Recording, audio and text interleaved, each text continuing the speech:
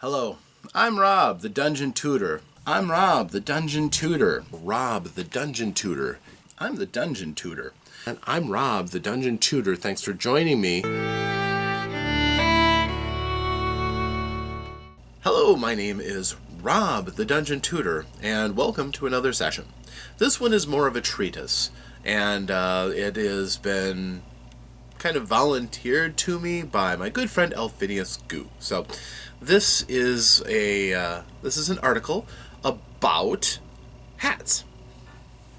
Now, hats, of course, common in many role-playing games, very common in fantasy role-playing games for a variety of reasons. A hat, of course, is an accessory that is worn on the head. Hats have a variety of practical uses, potentially. For instance, in cold temperatures, they can be used for warmth. In terms of resisting against direct sunlight, they can provide shade. And they can also conceal things. For instance, if you are losing your hair, a hat pretty much covers that up. And, people can't see that there's more of your scalp showing than you might prefer. If your hair is completely unmanageable, stuff it into a cap or a hat, and nobody else can really see. It is a great concealer of a variety of things.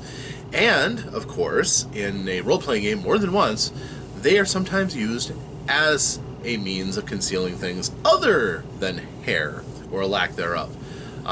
You can keep things in a hat, relatively small things, granted, but let's face it, a lot of relatively small things can end up being quite useful. Anything from a reserve potion to a small weapon, perhaps. Small silver dagger, for instance, is your friend if you're attacked by a werewolf when you otherwise appear to be unarmed. There are plenty of things that a hat can be used for. In some cases, as we may have seen if you've ever seen the fun James Bond movie Goldfinger, a hat may even be used as a weapon. Although a weaponized hat might have its own problems if, say, for instance, the bowler used by Oddjob in GoldenEye were used as a weapon, despite the numerous aerodynamic issues with such a thing. The possibility of actually, injuring oneself with such a thing, or accidentally damaging things around them because you're not mindful of a hat that is sharp completely around. That might be a problem. Likewise, it would be heavier. A metal brim that is dense enough and sharp enough to kill a person would have to have a fair amount of metal in it, which would limit its range, except for, of course, cinematography. Or, it just would be something that might be uncomfortable to wear for long periods of time. So, another example, of course, of a metal hat would be Kung Lao from Mortal Kombat series with big hat with shield. Weaponizing your garb is not all that uncommon. So, yeah, hats can be used for a variety of practical uses. Even if you just, say, stuffed a bunch of cloth up there, you feasibly have cloth for bandages. You could cover things with the cloth.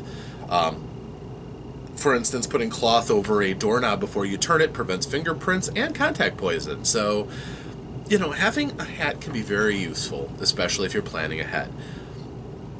But in a lot of other games, hats have a variety of other uses as well, don't they? For instance, hats are stylish. A hat says a lot about the person who wears it, how they're feeling, what their attitude generally is. Now, of course, a warrior with their helmet, says all you need to know. A person doesn't willingly wear a helmet unless they're expecting trouble and are reasonably sure that trouble could come in the way to a blow to the head.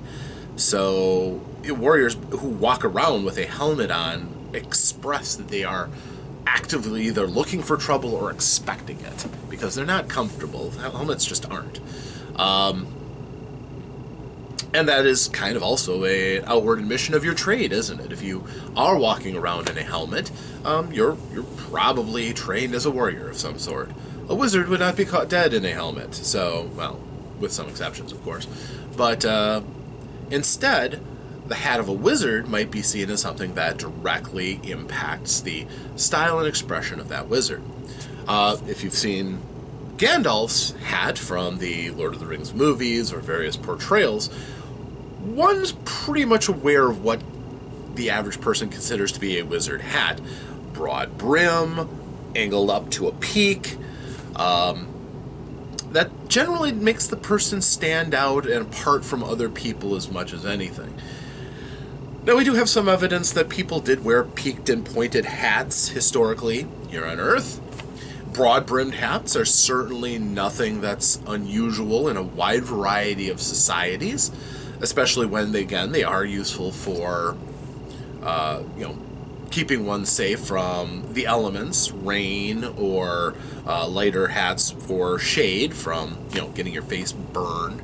Or the back of your neck, too, by the way. That's my penchant for hats has saved me numerous times from various unpleasant effects, so I am very much a hat lover.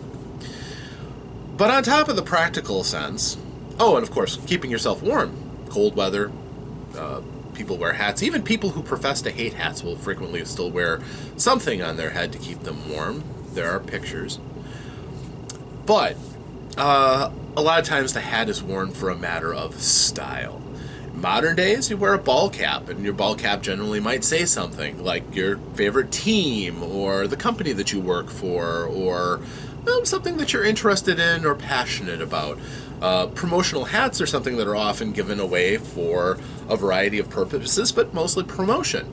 If your name is on somebody's head, other people are going to see it because, as humans and sentients, we're programmed to look at people's heads. That's how we read other people primarily, is in their facial expressions and features. And wouldn't you know it, the hat, is right there prominently for people to see. So if you have a hat, unless somebody is looking down at the ground or studiously avoiding your face, they're going to see what you're wearing as a hat. So it's excellent for promotion. But as far as a sense of style, a lot of people don't even really think about it. They might have their one style, and they might wear a hat or choose not to wear a hat and what have you. For those of us who are hat enthusiasts, however, our hats often say something about us. For instance, the hat that I'm currently wearing, and I've had a few people ask me, where I got this hat from, and I'll be honest with you, this was a cadet hat, which is, a pretty form-fitting hat, like so, and it had a brim, which I just cut off. And it made a hat that fits my style. I think it looks pretty good on me. And I've also used it as a platform for all of my geeky little pins and buttons. Why? Because when I wear this hat, it's my advertisement that I am very much into the role-playing games. It's amazing how many people have looked at my hat and say, "Hey, you like D&D?" Well, let's see. I've got the D&D logo here. I've got a button of a mimic, a phoenix, dragons. It's a pretty geeky hat. And a lot of people have looked at that and said, "Hey, I know something about role-playing games. I play role-playing games. I have friends who play role-playing games," something like that. And it's opened the door to a lot of conversations with people, which is great. I love that aspect of this hat, which is why I wear it a fair amount. Despite the fact it has no brim, does not keep my face shaded or dry. In decent weather, this is something that I'm prone to wear just because it's my credentials. It's saying, "Hey, yeah, I'm a geek. I love role-playing games, and I'm open to talking about them since I'm going to wear this publicly." It says something about me. Of course, if you know me, I have a lot of hats. So I have the luxury of being able to choose a different hat for a different day or a different outing. And that can come in really handy. Now, most role-playing games, a character will have a list of equipment. Rarely does it cover their sartorial sense. So clothing is pretty important for a person's self-image, I think. For instance, some people don't feel comfortable until they're in their t-shirt and jeans. And that's kind of says, I'm lounging, I'm relaxed or trying to relax a bit more. If a person is dressed up in a power suit with pinstripes, you're projecting a different atmosphere, a different attitude around you, and saying, hey, look at me, I'm in charge, I'm in control, this is my power suit. So for me, hats are an indelible part of that. If I'm looking for something practical, I have that. I have a couple broad-brimmed leather hats, which are great for hiking. If I'm worried about rain, they're great. If I don't want to get sunburned, because I do sunburn, they work great. They've saved me from a lot of pain and discomfort. I have other hats that aren't my adventuring leather hats. I call them my adventuring hats. That serve much the same purpose, and they're my more practical hats. On the other hand, I also have a variety of hats that I like to wear, projecting a different attitude. I have my Greek fishing hat that reminds me so much of George R.R. Martin. So if I'm feeling in a literary sense, and sometimes if a little bit harsher literary sense, like I want to make something that'll destroy people, I wore that hat a lot while I was working on writing my Strangely Gooey Holiday. And, yeah, it's a hard venture, so lots of combat. Fun times. I have, a variety of joke and novelty hats, of course. If you've seen my videos, you've seen me in a variety of hats. I have a taco hat. I have a pink flamingo hat. I have a bag full of Christmas hats and different holidays. I have masks. I have all kinds of fun stuff. That just gives me a chance to have those kind of props available when I shoot videos. And sometimes if I'm just feeling, screw it, I'm not going to take myself seriously today, I might just grab one of those hats and wear it through the day. I got this really fun squid hat with the tentacles that hang down. It's got big googly eyes. I love that hat. It's cute. I've worn that through a day. And yeah, I know. People will look at me and go, wow, that guy's got maybe a stupid hat, they might think. But they might get an inner chuckle out of it, and I've done my job. I get eye rolls, sure, but some people are like, I loved your hat. I get more compliments on my hats than I get negatives. But that's just the practical sense. That's just the actual reasons that people in our world might wear a hat. It's also a good reason why people in sci-fi games might wear a hat, again, expressing a sense of style. Now, sometimes it's not appropriate. For example, if you've played Star Trek, and your characters are, Starfleet, that's not part of the uniform. I don't think I've ever seen any Starfleet service wearing a hat. But if everybody has to wear a set uniform, if you're in a place that has a more relaxed attitude, then maybe a hat might help you stand out a little bit. Might help you express how you're different from all the other people who are wearing yellow shirts or red shirts. But there are going to be cases where a hat is maybe not appropriate. But that's pretty rare, depending on the game you're playing. Even if you're playing a game where there is a certain sense of decorum, maybe that goes out the window in some games. For example, Twilight 2000. Twilight 2000, post-apocalyptic. Your characters are ostensibly start out in a chain of command structure in a military. I know the default setting is that you're in an expeditionary force stuck in Poland in the aftermath of World War III. But if you think about it, okay, yes, if you can have a helmet on and people are shooting at you, that makes sense. But if you don't, or your character isn't one who's used to being exposed to gunfire, as the creature comforts of the modern world kind of crumble a little bit under the structure, hats would make a huge comeback. If you don't dwell in air-conditioned environments all the time, and in fact, you don't spend all of your time indoors because that's not really tenable, anything with a roof is a target, technically, hats would be real popular all of a sudden. The practical ones, too. I'm not just talking ball caps. I'm talking, broader brimmed hats, something a little bit thicker, so if, something dings you, you've got a little bit of cushioning there. That makes sense in that kind of environment. But when you're talking about something in a completely different environment than any kind of a military structure, or where you feel you're under fire all the time, hats make a lot of sense. Especially, again, posing a sense of style. Games like Shadowrun, for instance. If you're not wearing combat armor, hats often would make sense. A lot of characters that you see in the templates have hats, from one guy with his big, massive Pimp Daddy hat to, a variety of berets or other styles. Headdresses for a couple of the tribal templates. But yeah, that does make sense, because again, a game like that is all about style. It's all about attitude and personality, and hey, a hat is just one way of doing it. Now, yes, you can decorate your head up so the hat is obviated. You get the big, huge pink mohawk, for instance, shows off plenty of attitude, makes it much harder to wear a hat. Although I would really love to see a hat that's got this big hole in it to accommodate the mohawk coming up. That'd be great. But it's potentially a calling card of your character, isn't it? Something that somebody can see and go, okay, that's Thrill Kill. Yeah, that hat. That guy is Thrill Kill. Ooh. Well, not everybody would do that, but it's just an avenue. Now let's talk about fun hats, though. Magic. Yeah. Now, why would people be gravitated to using hats as a magical platform? Think about it.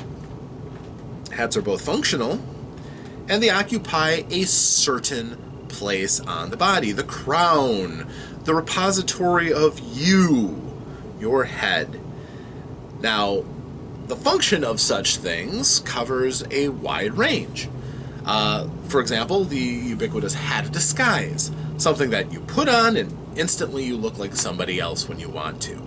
That works in sci-fi for holograms and the like, although those might be a belt of some sort. I've seen that in certain ones. But in fantasy, often that's a hat. You put it on, and by changing your hat, you change your image. Rather grander version of the actual effect of a hat drawing a costume in together, but still, it's valid. Protective hats, if you think about it, the cloth in it could be used to put in all kinds of runes and symbols and the like that could be a broad platform with which to focus magic. And a hat of protection would seem to make sense. You'd want to keep your head protected, so it makes sense to have those protective runes near your head.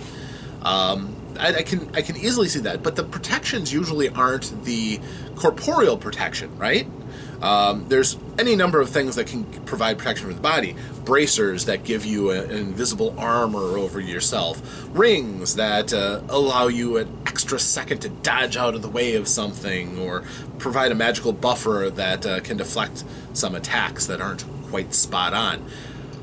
But things that are on the head often have to do with protecting the person that is wearing it in other ways. Protecting your mind primarily.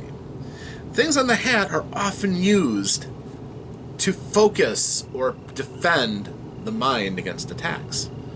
Or just to defend the mind against anything, distractions or some such. That's why, if you're going to have some sort of an enchantment that is going to affect the mind of the caster, usually in an abjurative way to protect them, the hat makes sense to be the location for where those enchantments are going to be. Whether it's something, one of the things I've made myself, for instance, are the hats of focus, which you put it on and it gives advantage on checks to maintain a spell that you're concentrating on when you've been distracted, usually by damage. That has made a huge impact in a couple of different casters, and it's something that just really kind of makes sense. Your hat, generally, the way I see it, it syncs in with a magical matrix that your mind is running as you're focusing on a spell, and it gives you a little bit of buffer that preserves it in the mind even after your focus would normally be broken. It gives you a second bite at that apple. So that's just one example, and that was a rare magical item. Hat of focus grants advantage against, so you're welcome to that if you want it. But of course, there's any number of other enchantments that the hat works on. You could focus on the weather protective and have hats of adaptation instead of the necklace of adaptation that allows you to be exposed to extremes of temperature and whatnot, and be able to endure it, have that magic on a hat, perhaps. Leave that necklace slot open for a good parry-up or something, and you could have a hat that you put it on, and instantly you're protected. Especially makes sense, by the way, if you want to expand that protection out to discomfort as well. For instance, if the hat creates a field upon which, if rain or something is coming down, it keeps it off you. The hat makes a really good platform for that kind of magic, because that's kind of what a hat already does, especially those nice broad-brimmed hats. Now, obviously, too, wizards understand that their intelligence is their focus of their power. Their massive intellects allow them to understand the principal rules of the universe that they can tweak and twist and make it work the way they want it to. As they get more and more powerful, that becomes more and more the case. It does make some sense that the hat is something that could be used as the center of a spell to enhance one's intelligence. In 3rd edition, for instance, one of the things that really, of course, spoke out to me, because I was playing a monk back then, there was in the Sword and Fist Guide the Headband of Perfect Excellence. It was a silk headband that granted the maximum bonus for a non-epic item to your strength, your dexterity, and your wisdom. It was the ultimate focuser of all of the attributes that a monk holds dear. And, the character did end up getting one of those, and by the time I got it, we were so far in the game that it almost didn't matter as much. But we had it, certainly. But the head has a couple of things going for it, and something like that. Not only, of course, is it the residence of your brain and your will and all of that, but it's also kind of circular. Not a perfect circle. I don't think there's anybody whose head actually fits as a perfect circle. That would be odd. At any part of your body, we're all, more ovalish. But it's closer to a circle, which is, of course, something that thaumaturgically, a circle, an unbroken line, has a certain amount of mystical cachet to it. Being able to be used as a buffer or a ward against outside intrusion, like circles of protection and the like. The headband, in a way, could kind of, I would say, call back to that spiritual thaumaturgical significance of the unbroken circle. And wrapping itself around your head adds that extra level of magic. So anything that works for focusing, for protection of the head and its contents, I could very much see a hat being drawn to that effect. And, of course, broadening out hats, headbands, circlets, crowns, tiaras, any kind of head decoration, really, follows about the same lines. It does have a connection to the head and the intellect, and has a reason to be used as such a focus. Seems to make a fair amount of sense. So, beyond that as well, the head is also often attributed to, of course, one's will, which becomes important for things of psychic intent. So, a person who would wear some sort of a psychic amplifier, well, that's almost got to be a helmet or a headdress or a hat of some sort, because, of course, you want it there at the center of your mind's power. The hat makes perfect sense. Whether it's you're a kooky inventor and you put a colander on your head with all kinds of diodes and wires and maybe a couple of Tesla coils, radio, or something like that. Go crazy with it. But the head makes perfect sense for any kind of attachments that might amplify your psychic will and might. The circlet, I think there's a circlet of blasting, actually has a gem on it, and you can direct bolts from it, fired from your head, by your will. That's pretty cool, honestly. The idea of just looking at somebody and pew! Now, there's a number of other places around the head and face that we're not talking about glasses or goggles, not even monocles. But if you really wanted to, attaching those kind of things to a hat, anything that you can do with one of those, a hat can almost be paired up with that idea, so that goggles of minute vision, you could reasonably have a hat that grants a similar ability too. It can be farmed out and shipped out to the hat as well. But the hat and the head are the wellspring of a lot of ideas for magic.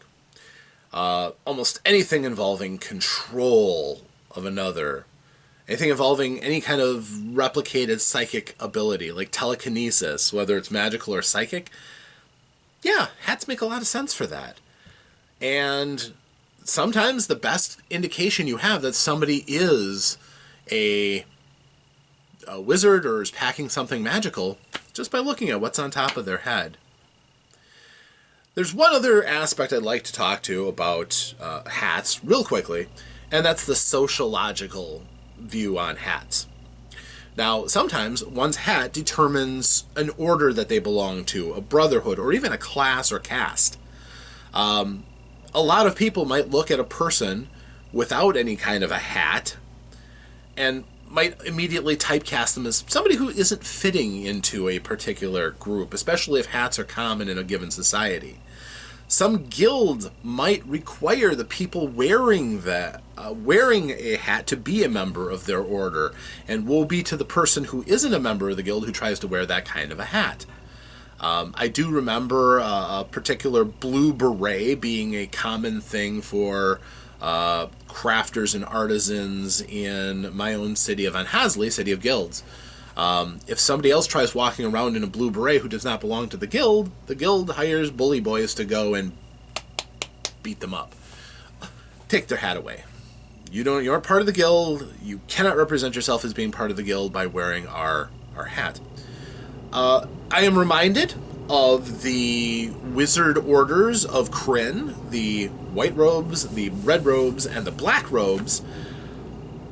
The robes are fine, certainly, but I think hats are appropriate in there too. Yeah, their robes often have cowls and the hoods and so on and so forth, but honestly, if they're going out and about and I believe that colored hats would definitely be in vogue in certain areas of Kryn. It makes sense, not just from fashion standpoint, but those hats you would think would also be colored to match their particular outlook, their order that they belong to. And again, it may be mandated by their order that they wear that hat when they're on guild business, or as a wizard, they always have to wear their robes to show who they are. In some places, it's mandatory, punishable by, well, it's not good. So sometimes that hat becomes important socially. And yeah, I know, we like to give Alphinius a lot of grief about his hats, and he stokes that as much as anybody. But, the hat can be a really underplayed element of games that, unless you're an enthusiast, like I am, you barely give a moment's thought to. And whereas I celebrate the existence and variety and versatility of hats, oftentimes if somebody is wearing a hat, that's one of the first things people will notice in an adventure, so that goes right into the first line of description most of the time. So, that's my thought on hats. It's a little bit of a treatise and it went a little bit longer, but hopefully this gives you a little bit of a different element to your characterizations. Maybe it gives you some thought on ways to customize magical items, or maybe some new items jump out at you that might be really cool. Of course, we will get into varieties of magical items later in a different session, but this is just something that I felt needed to be said about the underrepresented hat. So, until next time, thank you all. I am Rob the Dungeon Tutor, and I'll see you the next time I have another lesson and put it out in front of the internet for you.